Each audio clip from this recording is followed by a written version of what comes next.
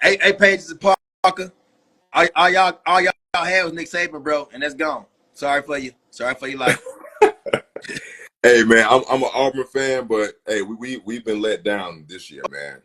Oh yeah, man, yeah. When it comes to football, man, who's your team? Man, I when I was a kid, man, I rode with Pittsburgh. That was my team. Oh, that's my team right there.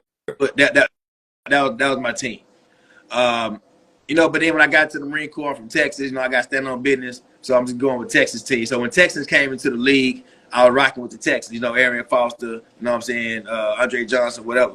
And then, but after a while, man, I just got to the point to where it's like, man, I really am serving, bro. I really am doing something to build a dream that I didn't know I had until I got out the Marine Corps. So it's like I can't get comfortable, man, watching people live their dream, and I ain't got mine done yet. So I just turned the TV off, man. So football for me is like eating a bowl of cereal. You feel me? Mm-hmm. I'm going to do it.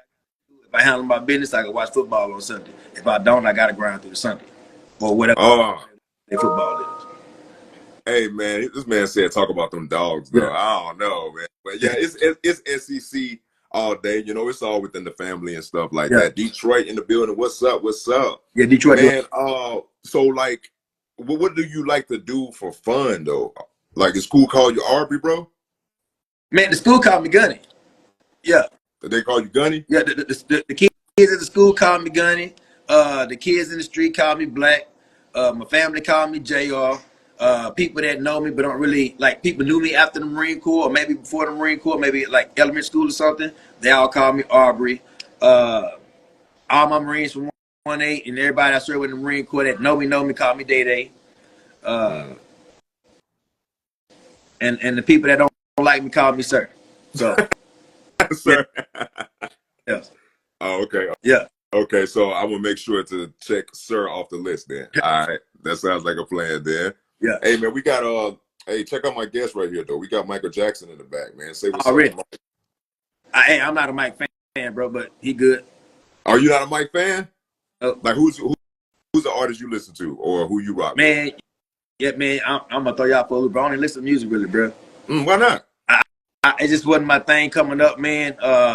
I like to really sit in my shit. You feel what I'm saying? And sometimes music could give you something, a way to say something, but it distracts you from what you really got going on. So for me, especially like sometimes I didn't have it. Sometimes I didn't have electricity to play no radios, or I definitely didn't have no car. So the whole beating on the table with a pen, I kick a beat on the bus stop and make my partners, we go rap on the bus stop. But for the most part, when I got to Houston, man, I could get a screw tape or something, I was straight. But as far as like the radio, they just kind of wasn't really my thing. I'm a slow jam though. I'm a slow jam dude though. Slow jam dude. Yeah, R&B. I don't care if Kelly peeing on that stuff. He the goat to me, bro. Like R. Kelly, Chris Brown. I'm an R&B guy. Okay. As long as you on the R&B vibes, you got to throw it on for the ladies. You know what I'm saying? Yeah. Man, so because that was actually one of the first questions I was going to ask you with the line of questioning we had, man. Like, if you had to choose the music album to your life, what would it be and why? Like, for me, I would say, man, like, I'm just such a hip hop enthusiast, bro. Like, I would say one of them would definitely be The Cool from Lupe Fiasco. I would definitely say him. I wouldn't even know what you're talking about. I know you don't know, but all my hip hop heads in the chat, y'all gotta know who Lupe Fiasco is, bro. Y'all gotta know. But like, The Cool would be my album to my life. What would be yours if you had to choose one, Gunny? I don't really have an album, man. But if I had to say one song that stuck with me with Millions Didn't Make It. I don't know if that's the title of it or not, but it applies so much to me. And then when I was in Fallujah, man, I don't know the actual name of the song because I had a burnt CD. It was a Charlie Wilson song, man. I don't know if it's Lately or whatever the case may be, whatever it is, Lately or whatever. But I listen to that song every day, bro. After we come back from patrol, my Marines hooked me up with a little Beast through MRE. I put my headphones on. I still got a Rode CD player today in my Foot Locker, and I play that till I go to sleep. So I got a strong connection to that song. But Millions Didn't Make It probably would be the song for me.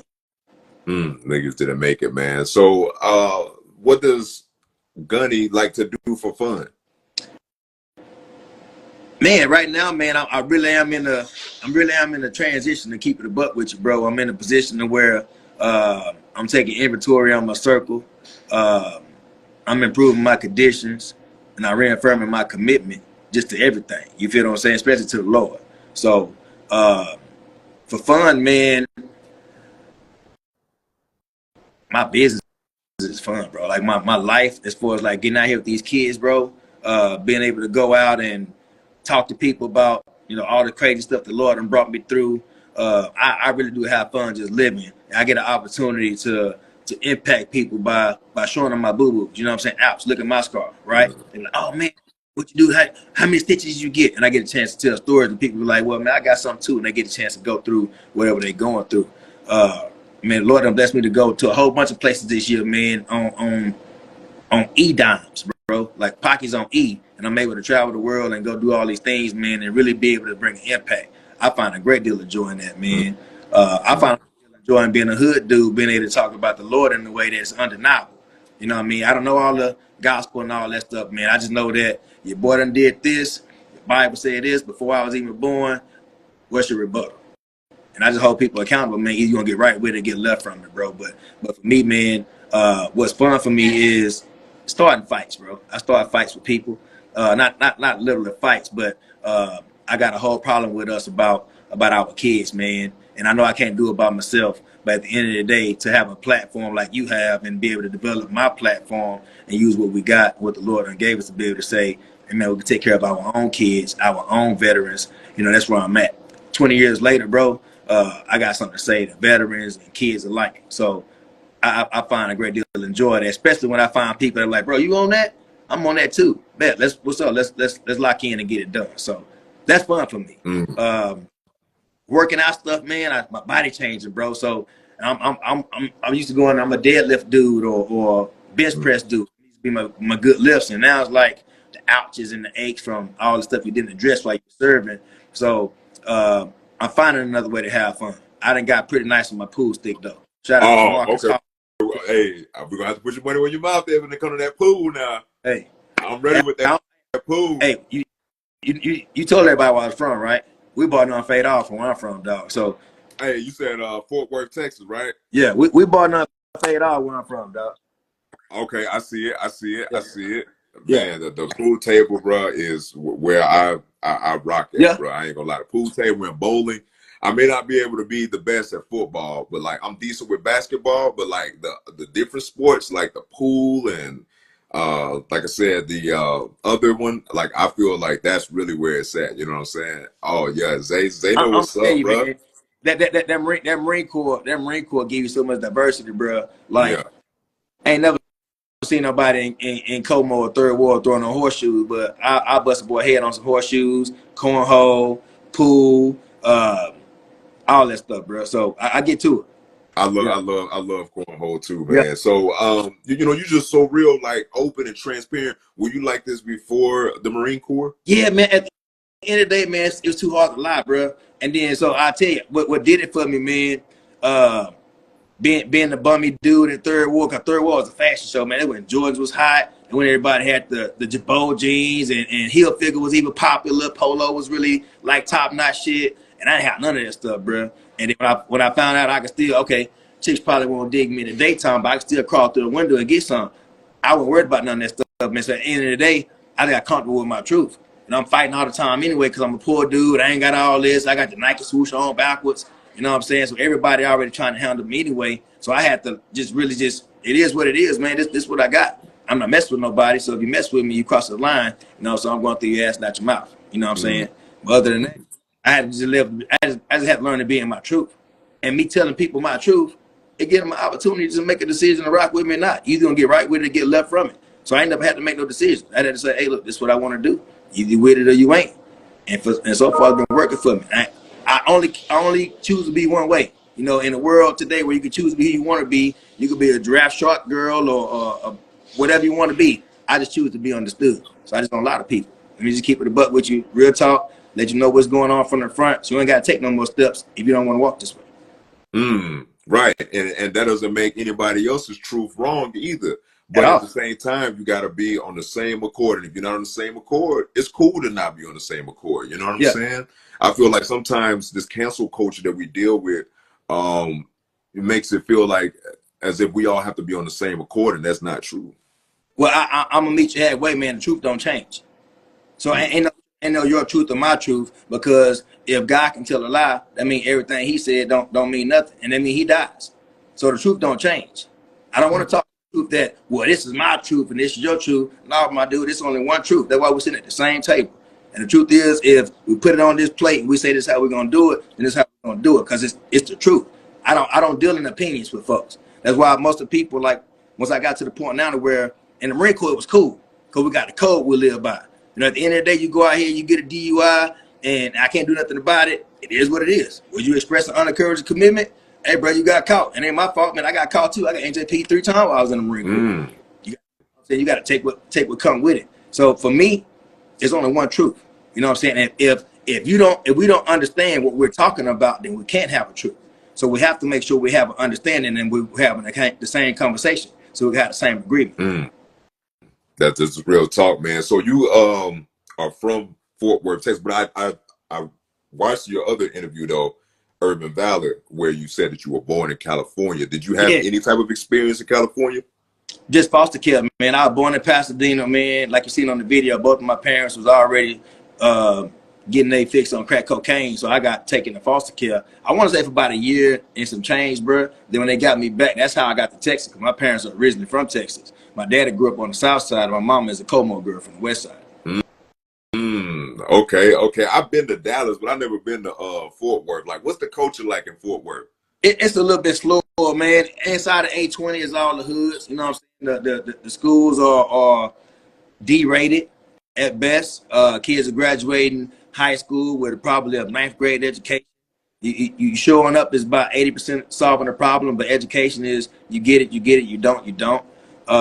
Social media is taking over like Crips and Bloods back in the day, and everybody got influence. Everybody want to choose to be something, but everybody want to choose to be nobody. You know what I'm saying? So outside of 820, you know, everybody got their little bread. They try to live like, you know, something like this. It ain't. A lot of people talk about how inexpensive it is in Texas. Yeah, if you want to go somewhere where you're about an hour away from the city, you can go out there and get that luxury. But inside the city, it ain't really all like that. Especially property tax, man, is out here. Property tax gonna kill you. You know, if you're not 100% disabled or your money ain't on, you know what I'm saying, you gonna be stretching your grocery bill every month out here. So, man, so is it segregated there? What's it like in Fort Worth? No, man, it used to be back in the day, bro. Like, literally, we got a place called White Settlement, literally where white people settled after the war. And it used to be segregated now. But man, at the end of the day, man, Texas, for the most part, it's always been hospitable, dog. You can come here. You always got idiots everywhere you go. But for the most part, it's always been an embrace out here in Funky Town, dog. Okay, that's dope, man. Like, I love like diverse cultures. So I saw how Dallas was like a melting pot. So I was like kind of wondering like how Fort Worth would be. So growing up, you know, in Fort Worth, you say there were Crips and Bloods. Like, where, like, compared to like LA, man, how serious was it out there in your area? Were you a part of it? Were you not necessarily a part of the gang itself, but were you like seeing it where you were? Yeah, man. Lord bless me with a great deal of common sense, bro. Like, it didn't make no sense when I learned that Crippin' was blue. And if I wear blue, just by wearing blue on the wrong side of town, I'm gonna have a problem with somebody. For no reason.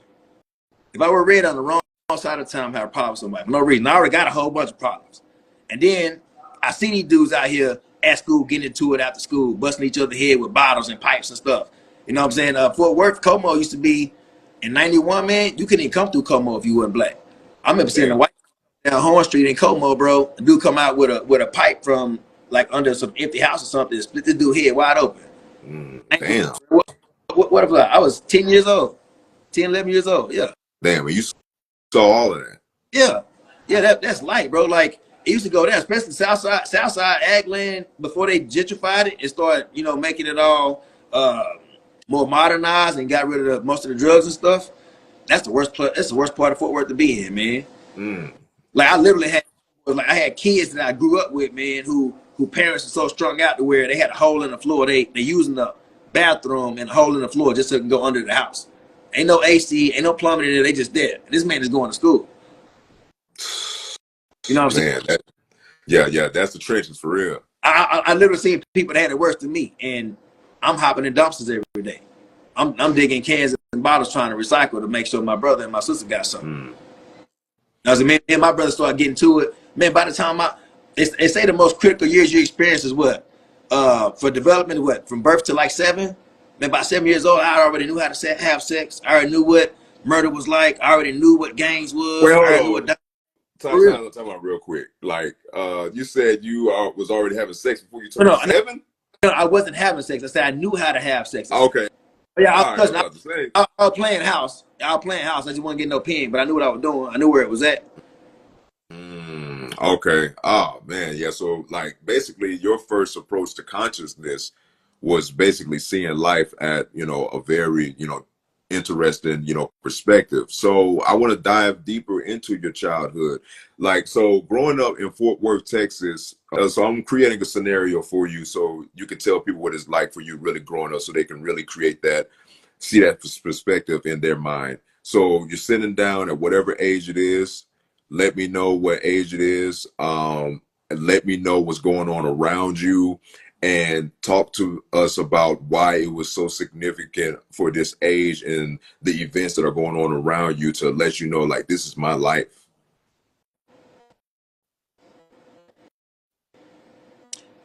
I don't know that I ever had that revelation of what my life was. Cause I think I was really just resetting each day. But let's go 8 years old. 8 years old back in the day, Southside Fort Worth, near Morningside, in the Morningside area. They have what some people call apartments, but they really call projects. They got these black bars all around the perimeter with like the little Saints logo at the top of them, if you will. I'm trying to describe it the best way I can. And inside each one of these projects is about 90% drug addicts. About 90% drug addicts. Like you can knock on one in every 3 doors. You're probably gonna find somebody. That's me being modest. You're probably gonna find somebody that's doing crack cocaine. Like it's not like no New Jack Titties type stuff, but in Fort Worth for the country kind of way, it kind of was. Like the police don't come up in there. You already know who the neighborhood dope boys is, who got the most dope, who got the most money. Kids walking around starting their own gangs just because who they're affiliated with in their family. So just because my daddy is a known drug addict, my mom is a known drug addict, I got to go through fighting every day just because of my parents' actions. So I don't get a chance to really experience everything from the lens of what everybody else is experiencing. I'm still on the government cheese. I got the food stamps, the different color ones and all that stuff like everybody else. But my parents are strung out. My parents are just sloppy. They were sloppy. So I'm catching slack from all this my entire life, bro. You know what I'm saying? Every day. It didn't matter about the school day. It wasn't about the summer. I mean, the summer got obviously turned up a lot more. But any day of the week, bro, like I come home from school, it don't matter. They out to serve me. Different apartments. I know what apartment to go to. I know what apartment to go to if I need to go find my mom, or if I need to go find my uncle, if I need to go get in touch with somebody. I knew where they was at. I knew what they were doing. I was raising kids, man.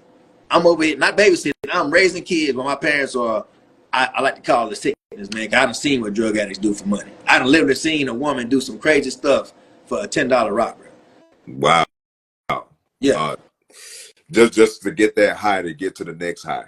Yeah. And you can't choose where you're born, right, or who your parents are and stuff like that. So for those of the people who are listening who may be like a child who's your age at that in our experience, what you experienced as a child, like, is that really unavoidable? Like having to do what you do, you jumping in dumpsters, doing what you can to eat, stealing, doing whatever you can. Like, do you feel like that's just unavoidable behavior based on your environment? No, it's unavoidable behavior based on your support system. If your parents are absent, so for one, I'm a life changer, bro. I'm my own life changer. I always had the ability to change lifestyle no longer desire because I'm a life changer. That's not no cocky or arrogant statement. It's a confident statement to say that, man, if I ain't got nobody, bro, I got to figure this out. So sometimes with your limited understanding and you only been able to experience what the people you came through the world through, to understand, who give you the understanding. I don't believe that we have kids. I believe that we're vessels. I believe we're just a portal for them to come through. They come down here with their own plan, their own agenda. You know what I'm saying? You be a good shepherd the best way you can, but these people are gonna do what they're gonna do. So I tell people all the time, man, you're not defined by your conditions, you're defined by your decisions. I could have easy threw a folk, man. I could have easily been on that blood stuff. That was easy. That was light. When I was 13 and moved to Houston, my aunt Tammy said, nigga, you grown. You gotta go take care of yourself. And put a handful of rocks in my hand. Put it in Houston, they come in cookies about this size. I gotta break it up and sell it on my gown street by myself. I could have did that. I had it. She put me on. I didn't have to bring it up back. She said she was good. I could have been up $2,000 easy. Mm. I could have been in the game. I could have been buying me and my sisters some school clothes. You know what I'm saying? I could have been on. I could have been known. Or I could have been locked up. I could have been dead. I could have been running. So for me, I was like, nah, man, I'm just thug it out.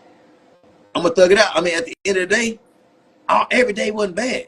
So anybody is 13, 16, 15, however old you are, whatever you got going on, man, at the end of the day, you gotta have some endurance. You gotta have some endurance. You gotta have some faith. Bro, I'm telling you, man, if somebody had told me, say, hey, Black, man, that Bible get you right, bro. They ain't smoking dope in that Bible. Yeah, the people who got enslaved by that Bible, they couldn't read. But once they learn how to read, you know, man, that Bible is the way. That Bible gonna teach you how to get the bag. That Bible gonna teach you how to have a good life and teach you how to raise your kids and teach you how to be a good husband. That Bible is a good book. And somebody had told me that, man, y'all wouldn't know me. I wouldn't be out there dodging no bullets. Not me. All I want to do is just be good with folks, bro. I had a big mouth. I just want to be good with people, man. So whoever it is, man, at the end of the day, like I said, it's your decision. It's my decision to be somebody good. Because when the whole world was dark, bro, when I'm looking at everybody, you a YOLO head, you got HIV, you out here raping little kids, you molesting me, you doing this, you doing that, and I ain't got a positive role model until the first. I got a big mama though. I got these teachers obviously saying something different. It ain't hair and all that, but their clothes ain't all dirty and stuff. So somebody got to be doing something different. Because I'm going to school for a reason. And I don't want to go back to this shit. I knew that. But I also knew that everything that all these people doing is getting the money, it's affecting my family.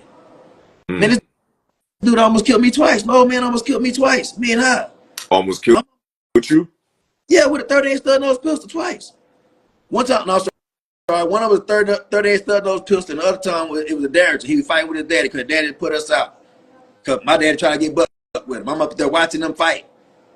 And my papa pulled a Derringer out of his sock. They started wrestling over it. Pop, and they put it next to my head. Like literally, boom, my hand size next to my head. So my daddy put his hand up against the pillow and said, you almost killed your grandson. Anybody checking to make sure they are all right.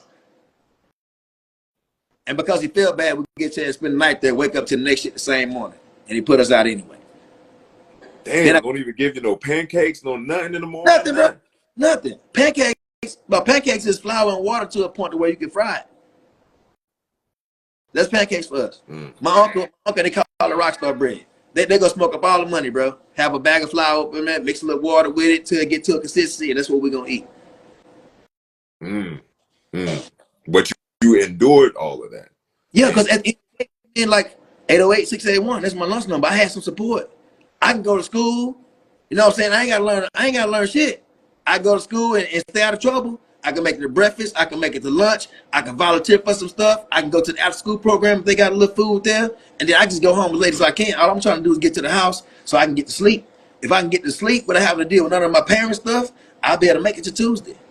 I can make it Friday. If I can make it to Friday, especially if I find me $1 or $2 and I get on them dice, if I can make it to Friday, I'll be good through the weekend. So school was more sort of a positive outlet for you to really have that safe haven to have that support system you're looking for. Yeah, but most of the times, bro, I'm in the house. Ain't no plumbing in the house. Right. Ain't no plumbing in the house. Ain't no food in the house. Ain't no heat in the house. It's one heater. Only one with my siblings at home, so we can get up under the blanket together. So I'm gonna stay gone until I get to the house with them. But at the end of the day, if you don't find yourself being productive, if you don't find yourself being faithful, if you don't find yourself digging for that positivity, then it's gonna consume you, and you're gonna find yourself lying to yourself, telling you, man, I need to go out here and get on like everybody else, man, because this ain't gonna work. We gonna die, man. You ain't gonna die, man. The Lord ain't gonna let you. Bro, the soil in my hood doesn't even have the nutrients that it takes to grow a pomegranate tree, bro. I know some people in my hood that can't even spell pomegranate, let alone ever ate one. Right, There's one exactly. right across my house on Carrier Drive in Como, bro. There's a pomegranate tree right across the street from my house. Then we had a peach tree in my backyard that got just ripe enough to where you can eat it where your stomach won't hurt. And I can walk down Fernando to the backside of Como, and then I can get up in a pecan tree. I can get a whole Walmart bag full of pecans, and I'll be straight. Man, Lord, I always Wow. provide, man. If you don't got no excuses, you make excuses as a result. You can't do both of them. And I didn't even believe in God then, bro. But now I look back at it, it's like, man, the G always came through for me. I always had something. $2, bro. I can go to the hood store. I can get six oatmeal cookies. No, so I can get 5 oatmeal cookies and a pint of oat. And a pint of milk, bro, for $2. You know how that sugar do? That sugar satiates you, bro. You go out there, you run, you play a little football, eat your little oatmeal cookie. Bro, I can make 6 oatmeal cookies stretch for 2 days. Yeah. You know, and it's about being creative too. Yeah, Thinking outside the box, beyond selling drugs, beyond, you know, just robbing folks of their money, being able to understand, you know, how you can survive to make it to the next day. Because we as adults do it. Like adulting, you know, it's pretty much ain't no different from being a child. You still trying to find ways to eat, you know what I'm saying? And some days you paid all your bills, so now you got to figure out how to make that breakfast food stretch for the next 2-3 days till the paycheck comes. You know what I'm saying? So, you know, if we're experiencing it as adults, then, you know, the children who are experiencing got to realize, like, hey, sometimes that's just life, but it's also testing you in a way where it mentally challenges you to beat the odds. You know what I'm saying? Because like that's really a system that's really it there. Like I'm sounding like one of them dudes off the corner, like them Israelites, but it's kind of true. Like there is a system that is designed to really like keep you in that system if you don't know how to endure. So, you know, it's good that you're creating that, you know, perspective for our audience so they can be able to understand, like, endurance is the best thing, because once you turn 17 or 18, you can, you know, do like yourself, join the military, or, you know, go to college. You can apply for so many different scholarships. Like my cousin is about to get ready to graduate from college after being in college for only 3 years, right? Usually you go to school for 4 years, 5 years. Right. But it's because she earned so many scholarships in high school because she put in the work to endure writing this 5-paragraph essay out, sending this letter out to the dean of this school, or just enduring being able to go through that so she doesn't have to go through the other stuff. You know what I'm saying? That decision, that pathway, you know what I'm saying? And I feel like somebody like yourself is a perfect coach for a child who may feel like they're not going to make it to the next day if they can't eat today. You know what I'm saying? I'm going to tell you, bro, in every capacity, man, what you don't change, you choose. And sometimes you may not have the physical ability to change your conditions, but you can change your mindset, man. You can change your mindset. If you think you're going to die, yeah, my dude, you're going to die. Yep, you gonna starve. You at least gonna feel like it, but the Lord got a plan for you, so you ain't got no control over that. The problem is we start to give value to how we feeling, man. Like that whole phrase about bending your feelings means something different to me, man. And it's hard. I have a hard life, dog. I have a hard life because it take a real secure person to be in the space with me, man. Because I don't know how to do nothing else but just be what I'm on. You know what I'm saying? And it comes with love, investment, forgiveness, and example. I'm going to give life to people all the time. But that's all I know how to do. And some people don't want to experience that because what they do is they think because what I'm experiencing is not present, it's changed. No, it's just sleep right now. You got to really put the intention on, wake your ass up, get up out of my house. I don't want you here no more, and replace it with something new. If you're not intentional about it, then it's going to grow like cancer inside of you. Mm-hmm. So you can't avoid the things just because it's not there no more. You know, I'm not worried about being molested no more. That was what, I'm 43, so that was 38 years ago. Question: did that change you mentally? How did that affect you after that aftermath happened? Man, I can only talk to you about how good the Lord is, man. Like that happened to me, bro, on Christmas, dog. On Christmas break at 5 years old, man. My baby sister was in the hospital being born. My dad was incarcerated for whatever he was incarcerated for, and my uncle was at the house taking advantage. We were trying to get my little brother, but he got me. Well, I intervened so he don't get my little brother, right? And I do. He don't go like straight in on me, but you know what it is, bro. Like he do that to me, right? And you know how it is, man. You tell you finally get the courage. 5. Both for 1 out of 5, 2 out of seen y'all smoke crack already. So like I'm trying to figure out how to have a conversation with these people that I don't even trust them to take care of me. You know what I'm saying? And so now I finally find the conversation, find the courage to have this conversation. And I know I'd have seen you put hands on people.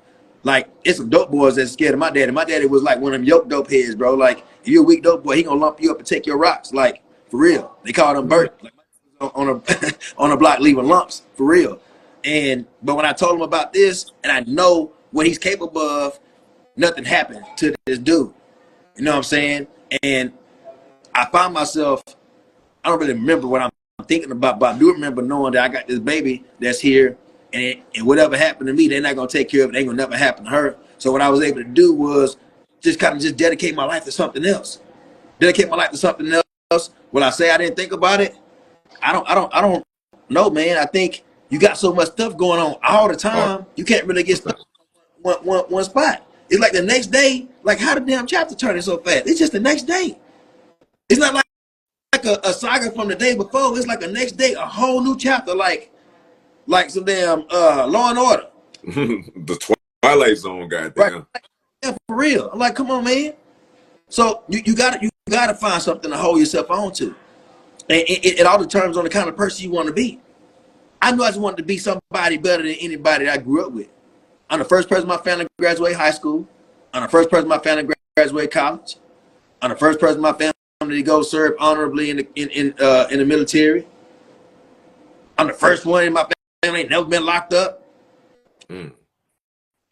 When I take it back, I got the Marine Corps. That don't count. I did a little break time in the Marine Corps, but civilian jail, I never did that. Yep. Man, see? Trying to hold me. Oh yeah, your ass went up saying you got in trouble in the Marine Corps. Whatever. Man, it's all good though. You still here with us though. You know what I'm saying? As long as those papers look straight, that's all that matters. Everything is great. You know what I mean? Bro, I gotta tell it like that, man, because me and my pastor have conversations a lot, man. I don't want to get out beat. I want to give you this real fast. What don't work on you works in you. And I always tell people about the stupid stuff I've done. I make sure I tell them about it. Because even the stupid stuff that I've done, if you don't find the good in it, like my pastor said, your ass got lazy. You stop digging. Even when I got in trouble and went to the brig and did all that stuff, embarrassed my unit, got busted down the corporate and all that stuff, it was some good in it. So I always tell people about the stupid stuff that I did, from adultery to all kind of stuff. Yeah, let's run with it. Let's go. I can tell you all the good I got from it. Because like I said, the good comes with the bad. Like every time I experience something in life, it's like something bad happened, but it's like something good come out of it. It's just a relationship. And I think once we understand that relationship, I think life could be a little bit easier, man. So I want to fast forward more to, you becoming a Marine or joining the Marine Corps, because this is a question I really want to ask you, man, because you've been through a lot before you even joined the Marine Corps. So I want to kind of talk about how the challenges of the Marine Corps felt like a challenge despite what you've already been through. And I want you to tell us, is a Marine something or someone you become, or is it who you are since the day you were born? Oh, you become a Marine, period. Hey, you don't know this about me, bro, but I get to a whole nother vein about the Marine Corps. Just listen to it in your Bernie Mac voice if you can, because Bernie Mac was my hero. If your punk ass don't sell them yellow footprints at MCRD San Diego or MCRD Paris, South Carolina, and you don't receive that Eagle Globe and Anchor after a crucible or during a Marine Corps ceremony, your ass is not a Marine. I don't give a damn what you go through. I don't give a damn how many times you get shot. I don't care how many times you hop in the dumpster. If you don't step on yellow footprints, you're not a Marine. Now, however, you may go through some stuff that Marines may have to go through in the future. You may be prepared to accept the challenge. But until your ass accept that a challenge, hell no, you're not no Marine. Nope. No, I don't give a damn how tough you are. Because it's a whole bunch of tough motherfuckers, bro. I done broke. It's a whole bunch of tough ones. There's a whole bunch of tough ones I done had crying in the fetal position. It's a different thing going through that depot. It ain't about how strong you are. It's really about how much you believe. I'm not gonna lie to you. Talk about that belief system, man, going through boot camp, man, because, you know, you have basic training with other branches. You know, you have boot camp with Navy, but talk about why the Marine Corps boot camp is so significant. It's significant, man. For one, it's something that you earn. It's not a check in the box. It's not a check in the box. Like you can get, I don't know what happens in other branches of services, but we are the only branch of service that you are born. Like you become a Marine. We start talking earlier. You start talking about break you down and build you up. Like, yeah, we're gonna take the out of you. We're gonna take the you out of you to make you useful. You know, it ain't gonna be no more I. It's gonna be we. It's gonna be us. You're gonna understand and you're gonna embody that. When I walk across the parade deck, I know that when I become a Marine, it's only about the Marines to the left and the right of me. If you do it right. If you do it right. Nowadays, I can't really speak to it, man. I done went to the depot and visited a couple of times, and, you know, I done seen some things that's happening around the Marine Corps, so it kind of is what it is for me. I kind of have a neutral opinion, but now, man, the Marine Corps is significant, man, because the world may not necessarily want it, but they need it. It's one of the things like, man, I can't stand them freaking dudes, man. They so cocky, they so arrogant, they get on my nerves. We don't even got a budget, bro. We get our money from the Navy. But now, you see what's happening over there? Everybody, oh yeah, but we got Marines. Hey, this is my cousin them. It's like that's ready, they're ready, yeah. And it's my cousin them. Now bump that, man. We need the Marine Corps. You know, and I don't care what people dip their trip. I don't care what you identify as. At the end of the day, I don't care what branch of the service it is, man. Just where I stand on, bro. You are different. You're not 911. You're not a firefighter. Those people are still civilians. Most of the people go home every night. Some of us go out here and live our life over here forward deployed. And it's not necessarily in battle. Sometimes over there just really gaining some intelligence.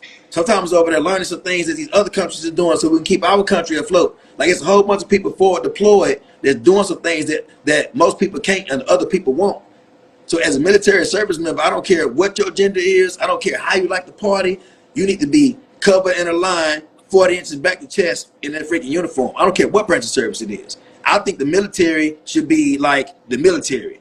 You shouldn't have no freaking other, that you should be able to express yourself and all that kind of, but in that uniform, if you're a man, meaning you can reproduce, you're designed to reproduce. If you're a woman, meaning you can't reproduce, you got a flat spot, then your ass need to conduct yourself accordingly. I don't care, period. That's just what I believe. I believe that when you decide this, to raise your right hand to support and defend the country against foreign and domestic, you give away all that other being like everybody else stuff. You take a great deal of pride in setting yourself aside. And you know,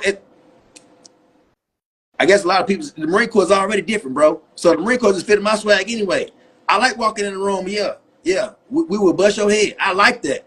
For even when I was a kid. Like when I got to the point where it was like, these dudes just got a better life than me, but they can't whoop me. Oh yeah, it got to the point like, yeah, I like being the boss when I walk in the room. I like when 1A step in and everybody know we're the best freaking company in the battalion. I like when Bravo guns go to teach other freaking companies how to shoot their weapon systems because we're the best at it. I like being a badass dude, bro. Everybody like being a badass dude. Everybody. So yeah, everybody, but everybody can't do it. Why? Why? Everybody don't believe enough. Everybody's not willing to believe enough to the point where they say, I don't give a damn what they tell me to do. To the point of me killing myself or compromising the integrity of my name, I'm going to do whatever they tell me to do. Some people ain't got that in them. Some people ain't got that chicken in them and just, we're going to step on the gas and go. I'm not going to hit on the brake. We're going to fucking collide heads before I stop. Everybody ain't got that. Some people just have this moxie about them, man, that they got maybe from honor from a family legacy. Or I done been to the bottom of the world. I ain't got nothing else to do. I don't give a damn if they shooting at me or not. I'm going to get 3 hots in the cot. Because I better pass the ass out. That's all I ask. I said, man, if I get 3 hots in the cot, am I going to be able to shoot some of the cool guns y'all got? He said, yeah, man, you going to be able to do all that. Bet, sign me up. And I was gone. Sometimes your condition's so worse, so bad, is where you get to a position, it was like, man, it is what it is. I'm going to make this work. At least I know I'm going to eat here. I can't make no excuses here, especially coming from where I come from. There's a whole bunch of different dynamics as it relates to the military, bro. But at the end of the day, the military, I believe, just period. You should surrender that right to be like civilians. I'm not talking about the way we dress and stuff on our off time. I'm talking about that all the other extra stuff. We're The military is built on the principles of God, bro. I'm telling you. As I'm reading this stuff, especially the Marine Corps, I don't know about the other branches, but troop welfare, mission accomplishment, mission accomplishment, then troop welfare, it makes sense. And the Marine Corps didn't. I won't get to the whole class about it, but all these people, they didn't make no mistake, bro. That's why we're the most badass fighting force on the planet. They knew what they was doing. And we continue to honor God and we continue to keep that structure the same, we're going to continue to be the most badass fighting force for the next 250 plus years. But if we don't, we're going to take an L. I'm telling you. If we don't, we're going to take an L. Because those other people believe. Those other people believe that we don't believe. They believe they want to believe in each other. They believe they want to believe in a higher power. They believe we want to believe in our government. We don't believe in our flag. They get confidence. Just because they see the belief. It's like playing a football game, bro, and look at the sideline of the other team. Oh, yeah, them motherfuckers defeated. They don't even believe they can come back. They're only down by 10, but look at them. They over there stomped. They over there floored out. That's how these other countries, I believe, is looking at us. I don't get into the whole politics and stuff, bro, but that's what I believe, man. Man, that's true, man. Like, it's all about what's in the spirit. Yeah. And so with that, I want you to, okay, so can we debunk a myth, or if the myth is true? Some civilians say Marines are crazy because of what they do. Is that true or false? No. Marines are specially designed. And an average design won't understand the special design. That's why you got to upgrade the software. That's what a Marine is, upgrade the software. Cocky, arrogant, bro. We just live by something different. From day one to day last, bro, we just live by something different. Unfortunately, when they graduate from boot camp, so the way it works is you can only effectively train 80%. Whoever came up with that 80-20 rule, they were spot on, bro. You can only effectively train 80%. So let's say I got a platoon of 80 recruits. Then effectively, I'm probably going, what's that? 16 minus 80? What's that? 64? Something like that. Whatever that math is. Right? Then after that, they'll go through their 10 days leave. Out of that 64, some of them are probably going to get in trouble. They're going to go UA, they're going to get somebody pregnant, they're going to go out there and pop on a piss test, and they're not going to make it. Someone won't even get in an accident. They're not going to make it back to SOI or MCT. So out of that 64, you may have 59 show up. Now out of that 59, some of them are going to get hurt in training. They might get recycled. They might just get medically kicked out. So out of that 80 that we started with, you really only effectively probably got 45, maybe 50 going to the fleet. And then out of that 50 going to the fleet, just like being born, you might fall in on a shitbag squad leader or a shitbag team leader. And now you were goods, wide open, you know what I'm saying, so easily impressionable, just like a newborn baby, because you are, as a Marine, you're a newborn, bro. You fall in on bad gear, now you got a bad career, and now your life is jacked up because you don't have enough belief in yourself before you even came to the Marine Corps. Wow, so that's a you problem before you even join. It's not the Marines that make you like that. Yeah. It's what's in you. Just like being a cop, bro. Most of you dudes come to the Marine Corps, yeah, you kick my ass when you was in 9th grade, I'm going to serve. I'm going to kick your ass when I come home. I'm going to go be somebody tough. You know, some people, like I said, you really got some honorable people. You really got some people that's really trying to change their life. Like me, I didn't know nothing about the Marine Corps. I knew about the Army. I knew about Full Metal Jacket. That's one of my favorite movies. I didn't know it was Marine Corps. I know it was a cool ass movie. That dude was choking the shit out them and talking about sucking the golf ball through a water hose. I would laugh, right? I would have a good time. But yeah, bro.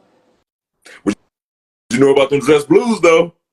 Oh yeah. No, I didn't know about the Dress Blues until the dude drew and slashed a little molten lava monster over the freaking bridge over lava. And he's surrounded by flames and turned to the Marine and stuff. I didn't know about Dress Blues until we got to boot camp, and then I was like, man, how do I get these? He's like, you got graduate as honor grad. Well, I can't do that because I already got in trouble with boot camp, so I ain't gonna be make undergrad. But so you couldn't. Oh, so you didn't get undergrad? Yeah, I mean, you gotta be top at all that stuff, man. And I wasn't a good runner. I was like a 21, 22 runner in boot camp. So most of the dudes run like 16, 18 minute 3 miles and stuff. Oh damn. Okay. Yeah. Now I ain't gonna lie, man. The Marine Corps is the only branch I've seen who really hasn't changed y'all uniform. Y'all haven't changed y'all uniform. Everybody else be switching their uniforms around. Like I know the Army be switching the uniform around, like the Navy switched their uniform around, but the Marine Corps, y'all ain't never switched your uniform. It's always been the same, like legit. Yeah, that's why I teach us to take well aimed shots so we can kill the enemy the first time. Nah, Yeah.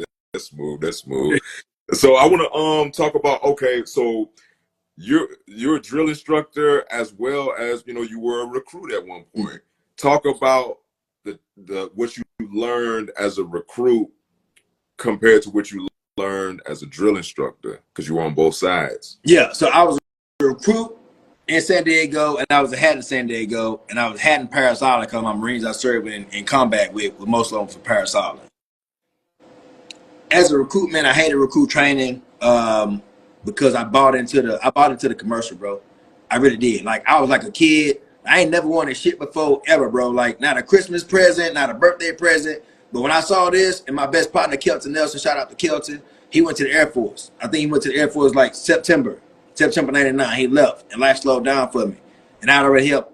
You know, I gave my word. I'm gonna stay out of trouble, bro. You know, I used to go in Chameleon, Kenwood, competition speakers was hot back then, so I get my spark plug, and screwdriver and go get to it if I need to get me some money. But I told him I'm stay out of trouble.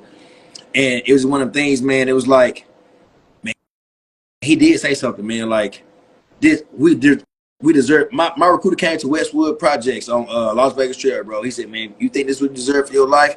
Don't holler at me. You feel like you can do something better? I got an opportunity for you. He asked me about no education. He asked me about nothing. He just said, come down there and holler at me. And he looked good in his uniform. He was driving the Durango, something I ain't never even seen before. I was like, bet, I'm going down there. You know what I mean? So it's about who want it, man. Okay. It's about who want it. The SEALs will tell you, those big dudes coming there with all that muscle, and I was the high school swim champ. They coming in and get their ass tore off the bone, bro. But the dudes coming there is like, man, I just want to be a SEAL. I just want to do this part. This is what I want to. This is how I want to serve my country. I don't give a damn what it takes. And they go out there and they drink that salt water.